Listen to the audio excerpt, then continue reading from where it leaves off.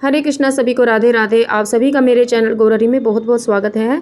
तो देखिए, आज की जो वीडियो है वो हम इस टॉपिक पर करने वाले हैं कि जो अब की बार साल का पहला चंद्र ग्रहण 3 तारीख को पड़ने वाला है, तो उस दिन हम अपने ठाकुर जी की पूजा किस तरह से करेंगे, क्या हमें भोग लगाना है, कैसे हमें भोग लगाना है, क्या कब हमें ठाकुर जी को रेस्ट कराना है, उठाना है। तो इसी तरह आज की पूरी वीडियो इसी टॉपिक पर है। तो देखिए, जैसा कि आप सब जानते हैं कि जो ग्रहण का जो सूतक है वो सुबह 6:30 बजे लगभग 6:20 पर लग जाएगा। तो उस सूतक काल का जो समय है उससे पहले ही हमें अपने ठाकुर जी की सेवा सुबह जल्दी कर लेनी है, और उससे पहले ही उस 6:20 का जो समय है सुबह का, वो उस समय पर हमें अपने जो मंदिर के जो पट हैं वो बंद कर देने हैं, पर्दा लगा देना है। उससे पहले ही हमें अपनी जो रोज़ की सेवा है वो कर लेनी है। जैसा कि जब हम बाल भोग भगवान का करते हैं, स्नान करते हैं, आरती पूजा करते हैं, बाल भोग है, राज भोग है, वो सभी हमें सेवाएं पहले ही कर लेनी है। क्योंकि देखिए, पूरा दिन सूतक लगा रहेगा और फिर ग्रहण है, तो ग्रहण के बाद शाम को 6:47 पर लगभग 7 बजे ही लगा के चलो कि उस समय ही हमें अपने ठाकुर जी की सेवा करनी है। उनको ठाकुर जी को हमें उठाना है, मंदिर साफ़ करना है, जल के छींटे मारने हैं, सारे घर में गंगा जल छिड़कना है और भगवान के वस्त्र बदलने हैं, और ये सभी सेवाएं हमें नहा धोने के बाद ही करनी है।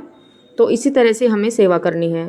तो सबसे पहले आपको सुबह क्या करना है, सुबह आप उठिए जल्दी और नहा धोकर पूरे स्वच्छ वस्त्र पहनकर अपने ठाकुर जी को आप उठाइए, और उनका जो स्नान वगैरह है आप कराते हैं, रोज़ की सेवा है वो आपको करा देनी है। और उसके बाद आपको जो जोत आपको दीपक लगाते हैं, आरती वगैरह करते हैं, वो सब आपको भगवान की सेवा कर देनी है। और उसके बाद आपको जो भगवान को है ना, हल्के ही वस्त्र पहनाइए, क्योंकि देखिए भगवान को आपको पूरा दिन रेस्ट ही कराना है। तो ज़्यादा हैवी वस्त्र आप ठाकुर जी को ना पहनाएं, हल्के वस्त्र ही पहनाएं। और आपको पूरे वस्त्र इस तरह से सेवा करके और आपको भोग लगाना है। ठाकुर जी को जो आप भोग बना पाएँ फटाफट आप भोग लगा दें और भोग पवा दें। भगवान जी को अच्छे से जल सेवा उनकी कर दें और उन तुलसी दल डाल दें, तुलसी उनके पास रख दें, तुलसी दल अवश्य अर्पण करें और इसी तरह से सेवा करें। और उसके बाद पूरी सेवा करने के बाद आप पट बंद कर दें। 6:20 से पहले सुबह का जो समय है आप सेवा करके पट उनके जो पर्दे हैं लगा दें, ठाकुर जी को आप रेस्ट करा दें। और उसके बाद आप बिल्कुल भी पर्दा ना छेड़ें, आप कीर्तन जप करते रहें पूरा दिन। और उसके बाद जब ग्रहण का कार्य संपूर्ण हो जाता है शाम को, तभी आपको पहले आपको खुद स्नान करना है, और स्नान करने के बाद आपको भगवान के पट खोलने हैं, और उसके बाद भगवान को दोबारा से आप अभिषेक कराएं। क्योंकि देखिए, इस दिन गौर पूर्णिमा भी है, हमारे श्री चैतन्य महाप्रभु का प्रकट उत्सव दिवस है और बहुत ही पावन पर्व है।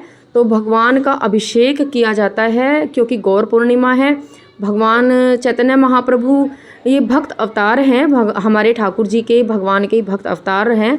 और इस दिन आप मंदिरों में आप देखेंगे कि बहुत ही भव्य आयोजन होता है। इस्कॉन टेम्पल में भी बहुत ही सुंदर कीर्तन और अभिषेक इतना।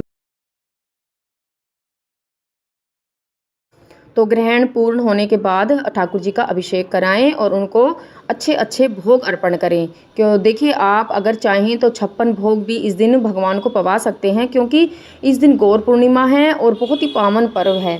तो और इस दिन व्रत भी किया जाता है। इस्कॉन टेम्पल में सभी जो वैष्णव जन हैं व्रत रखते हैं, और ये जो व्रत है पूरा एकादशी की तरह ही रखा जाता है।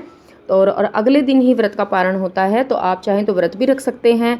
बहुत ही सुंदर व्रत और बहुत ही सुंदर पावन पर्व है।